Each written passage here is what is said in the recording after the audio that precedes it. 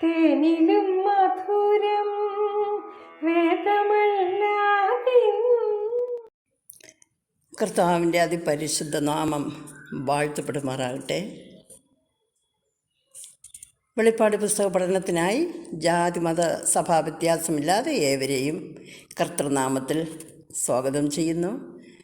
വെളിപ്പാട് 5-ാം അധ്യായം വരെ നാം പഠിച്ചു കഴിഞ്ഞു. തുടർന്ന് 6-ാം അധ്യായം മുതൽ നാം പഠിക്കുവാൻ പോകുന്നത് ഭാവിയിൽ സംഭവിക്കുവാൻ പോകുന്ന ദൈവത്തിൻ്റെ ന്യായവിധിയെക്കുറിച്ചും അതിനായി ദൈവം ഭൂമിയെ എതിർക്രിസ്തുവിൻ്റെ 7 വർഷത്തെ മഹോപദ്രവകാലത്തിലൂടെ കടത്തിവിടുന്നതിനെക്കുറിച്ചുമാണ് നാം ഇന്ന് പഠിക്കുവാൻ പോകുന്നത്. ഇതിനു മുൻപ് ദൈവസഭയെ ദൈവം ഭൂമിയിൽ നിന്ന് മധ്യാകാശത്തേക്ക് മാറ്റി സൂക്ഷിക്കുന്നതുമാണ്.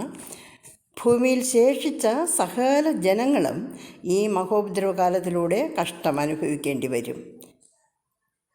ഈ കാലത്തെക്കുറിച്ച് ബൈബിളിൽ പറയുന്നത് ഒരു ജാതി ഉണ്ടായതു മുതൽ ഈ കാലം വരെ സംഭവിച്ചിട്ടില്ലാത്തതും ഇനി മേൽ സംഭവിക്കാത്തതുമായ കഷ്ടകാലം എന്നാണ്. ദാനിയേൽ 12:1, യോവേൽ 2, വെളിപ്പാട് 3:10. ആയതിനാൽ വെളിപ്പാട് പുസ്തകം ഒരു അമ്മൂമ്മ കഥ കേൾക്കുന്നത് പോലെ നിസ്സാരമായി കാണാതെ വളരെ ഗൗരവത്തോടെ നാം പഠിക്കണം. ഭാവിയിൽ ലോകത്തിൽ സംഭവിക്കുവാൻ പോകുന്ന ദൈവ ന്യായവിധികളാകയാൽ ഇതിൽ നിന്നും രക്ഷ പ്രാപിക്കുവാൻ വളരെ ശ്രദ്ധയോടെ പഠിക്കുക.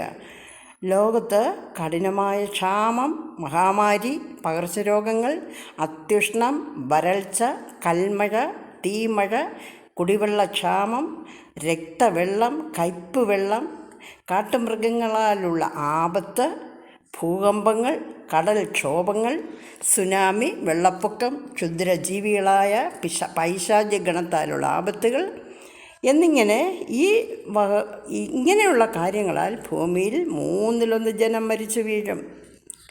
ഇതിൽ കൂടെ എതിർക്രിസ്തുവിൻ്റെ ക്രൂര പീഡയും ജനം അനുഭവിക്കേണ്ടി വരും. അന്ത്യനാളിൽ ദൈവം ഭൂമിയെ ന്യായം വിധിക്കുകയും അതിനെ അഗ്നിയാൽ നശിപ്പിക്കുകയും ചെയ്യും. ജീവപുസ്തകത്തിൽ പേരെഴുതി കാണാത്ത ഏവനെയും തീപ്പൊയ്കയിൽ തള്ളിയിടും. വെളിപ്പാട് 20:15. ഭാവിയിൽ സംഭവിക്കുവാനിരിക്കുന്ന ഈ പീഡകളെക്കുറിച്ച് 2600 വർഷങ്ങൾക്ക് മുമ്പ് പ്രവാചകന്മാരിലൂടെയും ഈ അന്ത്യകാലത്ത് യോഹന്നാൻ്റെ വെളിപ്പാടിലൂടെയും ദൈവം നമുക്ക് വെളിപ്പെടുത്തി തന്നിരിക്കുന്നു.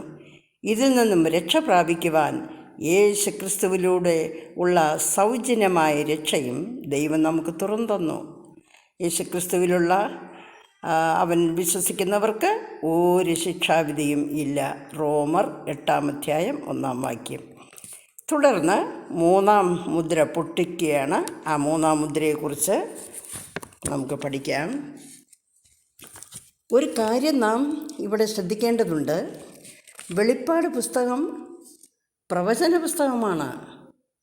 അതായത് ഭാവിയിൽ സംഭവിക്കുവാനിരിക്കുന്ന കാര്യങ്ങൾ ഇപ്പോൾ നടക്കുന്നതായി മുൻകൂട്ടി പറയുന്നു എന്നതാണ് പ്രവചനം. അതിനാൽ ഭാവിയിൽ നടക്കുവാനിരിക്കുന്ന കാര്യങ്ങൾ ഇപ്പോൾ നടക്കുന്നതായിട്ട് ഇവിടെ എഴുതപ്പെട്ടിരിക്കുന്നു എന്ന് മനസ്സിലാക്കി വേണം നാം പഠിക്കുവാൻ. കുഞ്ഞാട് 1-ാം മുദ്ര പൊട്ടിച്ചപ്പോൾ ഒരു വെള്ളക്കുതിരപ്പുറത്ത് ഇരിക്കുന്നവനായി സമാധാന ദൂതുമായി എതിർക്രിസ്തു കടന്നു വന്ന് ലോകഭരണം ഏറ്റെടുക്കുന്നു. കുഞ്ഞാട് 2-ാം മുദ്ര പൊട്ടിച്ചപ്പോൾ ചുവന്ന കുതിര പ്രത്യക്ഷപ്പെടുന്നു. വെള്ള നിറത്തിൻ്റെ സമാധാന ദൂതുമായി വന്നവൻ്റെ നിറം ചുവപ്പായി. അതായത് അവൻ്റെ സ്വഭാവം മാറുകയാണ്. ചുവപ്പ് നിറം യുദ്ധത്തെ കാണിക്കുന്നു. യഹൂദനോട് ഘോര യുദ്ധം തുടങ്ങുന്നു. സമാധാനം ഭൂമിയിൽ നിന്ന് എടുത്തു കളഞ്ഞു. ഈ അവസരത്തിൽ കുഞ്ഞാട് 3-ാം മുദ്ര പൊട്ടിക്കുകയാണ്. നമുക്ക് വായിക്കാം. കുഞ്ഞാട് 3-ാം മുദ്ര പൊട്ടിക്കുന്നു. വെളിപ്പാട് 6-ാം അധ്യായം 5-6 വാക്യങ്ങൾ. കുഞ്ഞാട് 3-ാം മുദ്ര പൊട്ടിച്ചപ്പോൾ വരിക എന്ന് 3-ാം ജീവി പറയുന്നത് ഞാൻ കേട്ടു. അപ്പോൾ ഒരു കറുത്ത കുതിരയെ കണ്ടു. അതിന്മേലിരിക്കുന്നവൻ ഒരു തുലാസ് കയ്യിൽ പിടിച്ചിരിക്കുന്നു. ഒരു പണത്തിന് 1 ഇടങ്ങഴി കോതമ്പ്, ഒരു പണത്തിന് 3 ഇടങ്ങഴി യവം. എന്നാൽ എണ്ണയ്ക്കും വീഞ്ഞിനും കേട് വരുത്തരുത് എന്ന് 4 ജീവികളുടെ നടുവിൽ നിന്നും ഒരു ശബ്ദം ഞാൻ കേട്ടു. കറുപ്പ് നിറം ക്ഷാമത്തെ കാണിക്കുന്നു. യുദ്ധത്താൽ ലോകം മുഴുവനും ക്ഷാമം വർദ്ധിച്ചിരിക്കുകയാണ്. അതിനാൽ ആഹാര സാധനങ്ങൾ കിട്ടാനില്ല. മനുഷ്യർ നിക്ഷേപിച്ചിരുന്ന ബാങ്ക് അക്കൗണ്ടുകളെല്ലാം ഗവൺമെൻറ് യുദ്ധാവശ്യത്തിനായി കൊണ്ടുപോയി. ആ പണം മുഴുവനും അവനെടുത്തു കളഞ്ഞു. നമ്മുടെ കയ്യിൽ പണമില്ല, ബാങ്കിൽ ചെന്നാൽ എടുക്കുവാൻ നമുക്ക് സാധ്യവുമല്ല. അന്ന് ധനവാന്മാർ നിലവിളിക്കും. മനുഷ്യരുടെ സകല സ്വത്തുവകകളും സ്വർണ്ണാഭരണങ്ങളും ഗവൺമെൻറ് യുദ്ധാവശ്യത്തിനായി കണ്ടുകിട്ടും. അന്ന് അവർ പൊന്നും വെള്ളിയും വീഥികളിൽ എറിഞ്ഞു കളയും.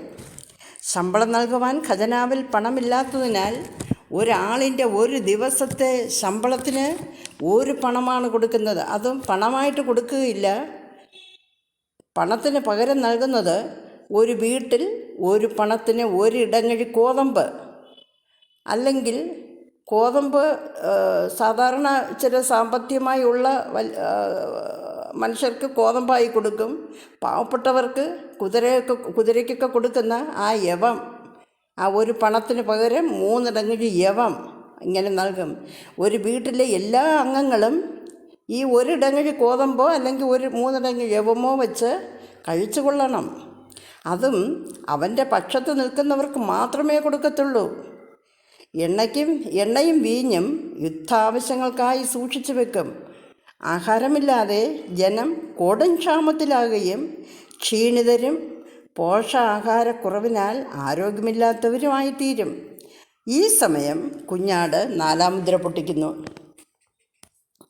4-ാം മുദ്ര 6-ാം അധ്യായം 7-8 വാക്യങ്ങൾ. കുഞ്ഞാട് 4-ാം മുദ്ര പൊട്ടിച്ചപ്പോൾ വരിക എന്ന 4-ാം ജീവി പറയുന്നത് ഞാൻ കേട്ടു. അപ്പോൾ ഒരു മഞ്ഞക്കുതിരയെ കണ്ടു. അതിന്മേലിരിക്കുന്നവന് മരണം എന്നു പേർ. പാതാളം അവനെ പിന്തുടർന്നു. അവർക്ക് വാൾ കൊണ്ടും ക്ഷാമം കൊണ്ടും മഹാവ്യാധി കൊണ്ടും ഭൂമിയിലെ കാട്ടുമൃഗങ്ങളെ കൊണ്ടും കൊന്നുകളയുവാൻ ഭൂമിയുടെ കാലാംശത്തിന്മേൽ അധികാരം ലഭിച്ചു. മഞ്ഞ നിറം മരണത്തെ കാണിക്കുന്നു. യുദ്ധത്താലും ക്ഷാമത്താലും പോഷകാഹാരക്കുറവിനാലും സാംക്രമിക രോഗങ്ങളാലും കഷ്ടപ്പെടുന്നതിനാൽ ധാരാളം പേർ മരണപ്പെടും.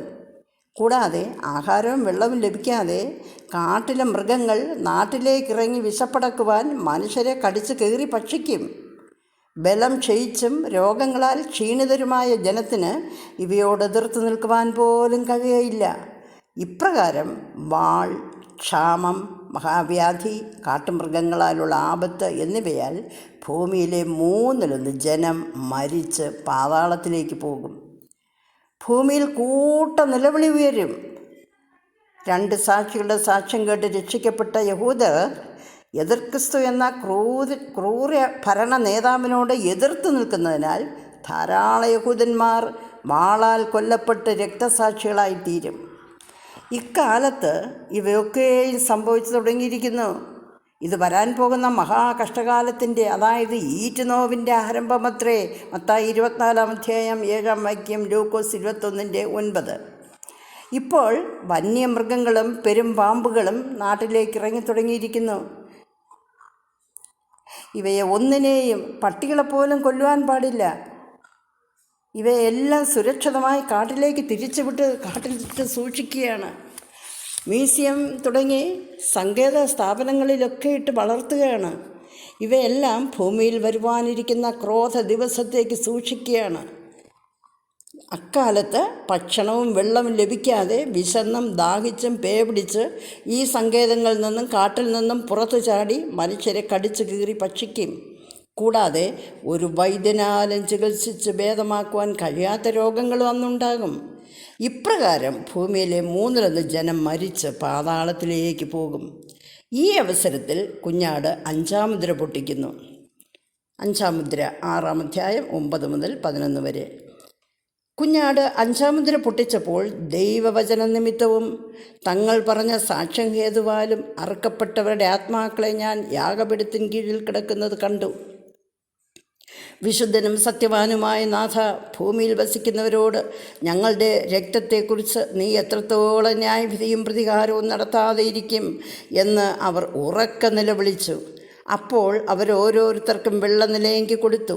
അവരെപ്പോലെ കൊല്ലപ്പെടുവാനിരിക്കുന്ന സഹഭൃത്യന്മാരും സഹോദരന്മാരും വന്നു തികയോളം അല്പകാലം കൂടെ സ്വസ്ഥമായി പാർക്കണം എന്ന് അവർക്ക് അരുളപ്പാടുണ്ടായി. 6:9-11 ഇവിടെ യാഗപീഠത്തിന് കീഴിൽ കിടന്ന് നിലവിളിക്കുന്ന ഒരു കൂട്ടം ആത്മാക്കളെ കാണുന്നു. യേശുവിൻ്റെ രഹസ്യവരവിൽ സഭ എടുത്തുകൊള്ളപ്പെടുന്നതോടുകൂടി യഹൂദന്മാർ തങ്ങളുടെ മിശിഹായായി സ്വീകരിച്ച ഈ രാഷ്ട്രീയ ലോക നേതാവ് തങ്ങളുടെ മിശിഹ അല്ലെന്നവർക്ക് മനസ്സിലാകുകയും അവനോട് എതിർത്ത് നിൽക്കുകയും ചെയ്യുന്നു. ഈ സമയം രാജ്യത്തിൻ്റെ സുവിശേഷവുമായി കടന്നു വന്ന 2 സാക്ഷികളുടെ സുവിശേഷം കേട്ട് രക്ഷിക്കപ്പെട്ട യഹൂദന്മാർ 2 സാക്ഷികളോടൊപ്പം ചേരുന്നു. എന്നാൽ ഈ യഹൂദന്മാർ പലരും എതിർ ക്രിസ്തുവിൻ്റെ വാളിനാൽ വധിക്കപ്പെടുന്നു. അവരുടെ ആത്മാക്കളാണ് യാഗപീഠത്തിന് കീഴിൽ കിടന്ന് നിലവിളിക്കുന്നത്. ഇവർ കൃപായുഗത്തിലെ രക്തസാക്ഷികളാണ് എന്ന് ചിലർ പറയുന്നുണ്ട്. അവർ കൃപായുഗത്തിലെ രക്തസാക്ഷികളല്ല. കർത്താവിൻ്റെ രഹസ്യവരവിന് ശേഷം 4-ാം മുദ്ര പൊട്ടിക്കുന്നത് വരെ എതിർ ക്രിസ്തുവിനാൽ പീഡിപ്പിക്കപ്പെട്ട് രക്തസാക്ഷികളായ യഹൂദന്മാരുടെ ആത്മാക്കളാണ്. എന്നാൽ 2 സാക്ഷികളെ അവരുടെ പ്രവചനകാലം തീരുന്നത് വരെ അവരെ തൊടുവാൻ പോലും ആർക്കും കഴിയുകയില്ല. അവരെ കൊലപ്പെടുത്തിയവരോട് പ്രതികാരം നടത്തുവാൻ ഈ യഹൂദന്മാരുടെ ആത്മാക്കൾ കർത്താവിനോട് നിലവിളിക്കുകയാണ്, അപേക്ഷിക്കുകയാണ്. പല്ലിന് പകരം പല്ല്, കണ്ണിന് പകരം കണ്ണെന്നുള്ള അവരുടെ ന്യായപ്രമാണപ്രകാരം പ്രതികാരം ചെയ്യുവാനാണ് അവർ അപേക്ഷിക്കുന്നത്. എന്നാൽ യേശു കർത്താവ് തൻ്റെ സഭയോട് പറഞ്ഞിരിക്കുന്നത്, ശത്രുവിനെ സ്നേഹിക്കുക, നിങ്ങൾ പ്രതികാരം ചെയ്യരുത്, നിങ്ങളെ ഉപദ്രവിക്കുന്നവർക്കായി പ്രാർത്ഥിക്കുക എന്നാണ്.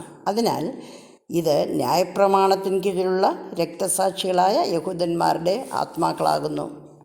കർത്താവ് അവർക്ക് വെള്ള നിലയെങ്കി സമ്മാനമായി നൽകി അവരെ ആശ്വസിപ്പിക്കുകയും നിങ്ങളെപ്പോലെ രക്തസാക്ഷികളായി തീരേണ്ടവർ വന്ന് തികയുവോളം അല്പകാലം കൂടെ സ്വസ്ഥമായി പാർക്ക എന്ന് പറഞ്ഞ് അവരെ ആശ്വസിപ്പിക്കുകയും ചെയ്യുന്നു. ഇതോടുകൂടി കുഞ്ഞാട് 6-ാം മുദ്ര പൊട്ടിക്കുന്നു. 6-ാം മുദ്രയെക്കുറിച്ച് അടുത്ത ദിവസം നമുക്ക് പഠിക്കാവുന്നതാണ്.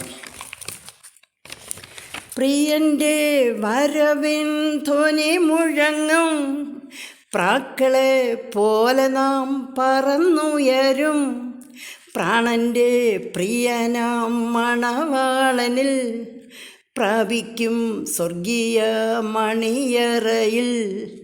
കഷ്ടങ്ങൾ സാരമില്ല, കണ്ണുനീർ സാരമില്ല, നിത്യ തേജസ്സിൻ ഘനമോർത്തിടുമ്പോൾ നൊടി നേരത്തേക്കുള്ള കഷ്ടങ്ങൾ സാരമില്ല, കണ്ണുനീർ സാരമില്ല. ആമേൻ. Praise the Lord.